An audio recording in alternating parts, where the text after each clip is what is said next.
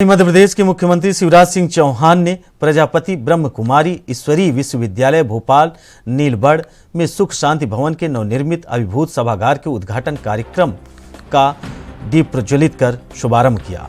इस कार्यक्रम का शुभारंभ करने के बाद मुख्यमंत्री शिवराज सिंह चौहान ने भोपाल में प्रजापति ब्रह्म कुमारी ईश्वरीय विश्वविद्यालय के सुख शांति भवन के नवनिर्मित अनुभूति सभागार का लोकार्पण भी किया। इस दौरान सीएम ने कहा कि यह अद्भुत स्थान है।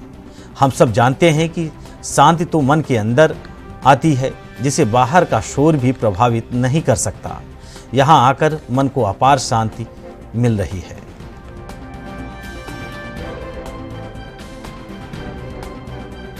हमारे साथी भी थे,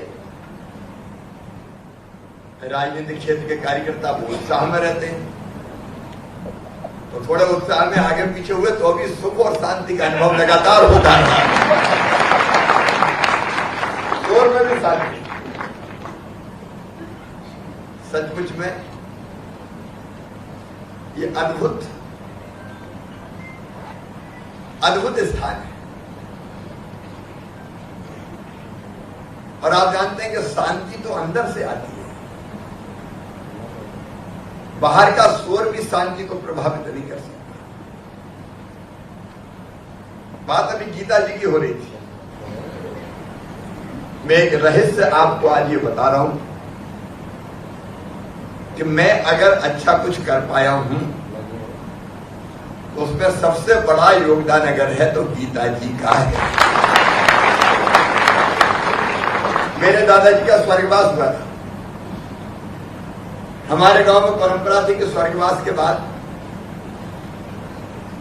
जो हमारे क्रियाकर्म कराने वाले हमारे पंडित होते हैं, ब्राह्मण होते हैं, उनको कुछ चीजें भेंट की जाती है। तो जो चीजें दी जाती है उसमें से एक चीज होती गीता जी। गीता जी की प्रतियां घर में आई थी, कुछ बच गई थी, मैं छोटा था, तो उठा के मैं गीता जी पढ़ने लगा। पहली बार मुझको समझ में नहीं आया, लेकिन फिर कहा दूसरी बार पढ़, फिर तीसरी बार पढ़, फिर चौथी बार पढ़, और करत करत अभ्यास के एक बात समझ में आ गई, ये जीवन अनमोल है। ये केवल पेट भरने के लिए नहीं है, केवल जनसंख्या बढ़ाने के लिए नहीं है, इसका अलग और बड़ा उद्देश्य है। और ये शिवराज कुछ कर। अब एक बात तो गीता जी ने कह दी कि शरीर का क्या मोह करते हो। अब वो प्रकरण आप सबको पता होगा कि जब महाभारत के युद्ध में अर्जुन ने भगवान श्री कृष्ण जो उनके सारथी थे कहा कि जरा मेरे रथ को दोनों सेनाओं के बीच में ले चलो, एक बार देखूं तो युद्ध के मैदान में कौन कौन वीर सामने जिनसे युद्ध करना है। भगवान श्री कृष्ण दोनों सेनाओं के बीच में रथ ले गए। सामने अर्जुन ने देखा, धनुष बाण लिए भीष्म पितामह खड़े,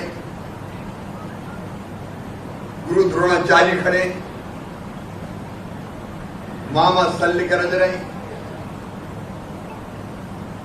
और आगे नजर पड़ी तो सारे ऐसे लोग जिनमें कई तो सगे रिश्तेदार थे। और जब उनको देखा अर्जुन ने तो हाथ पांव कांपने लगे, गला सूख गया, आवाज निकलनी बंद हो गई, फिर वो थर थर कांपने लगे। और अर्जुन ने कहा, हे भगवान, मैं उनको मारूंगा जिनने बचपन में मुझे गोद में खिलाया है, मैं उनको मारूंगा जिनने मुझे धनुष बाण चलाना सिखाया है, जिनके साथ बचपन में खेला क्या उनको मारूंगा। ये सामने जो मेरे खड़े मेरे अपने, इनको मार के भगवान तुम तो इंद्रप्रस्थ के राज की बात करते हो, मुझे स्वर्ग का सिंहासन भी स्वीकार नहीं है।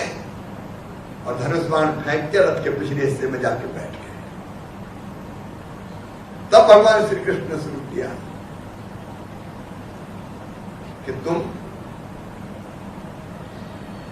जिस मोह में पड़ रहे हो उसका कोई अर्थ